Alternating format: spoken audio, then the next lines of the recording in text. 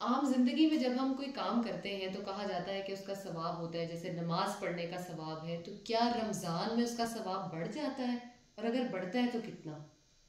रमज़ान मुबारक में अल्लाह ताला हमें अपने करीब होने का मौका फ़राहम करता है। और जैसे किसी मौके पर दुनियादारी में हम देखते हैं कि सेल लग जाती है, और उसकी ये रमज़ान मुबारक में नेकियों की लूट सेल होती है।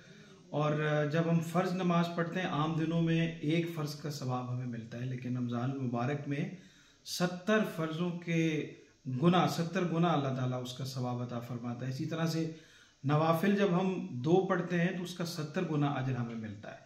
सदका व खैरात जो आम दिनों में हम करते हैं उसका अजर आम दिनों में उतना होता है, लेकिन रमज़ान मुबारक के दिनों में वही अजर जो है वो कई गुना बढ़ जाता है। 70 गुना उसके बारे में जिक्र आया है कि ये बढ़ जाता है।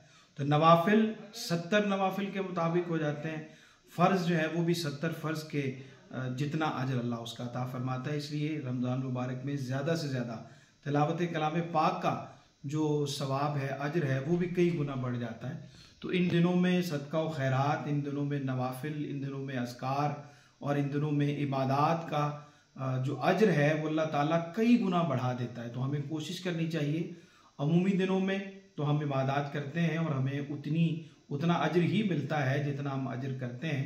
लेकिन जब रमज़ान मुबारक के जो 30 दिन हैं या 29 दिन हैं, ये दिन हमसे तकाजा करते हैं कि हम ज़्यादा से ज़्यादा अल्लाह के करीब होने के लिए, अपने अजर में इजाफे के लिए इबादत, अज़कार, सदक़ात और खैरात की कसरत करें।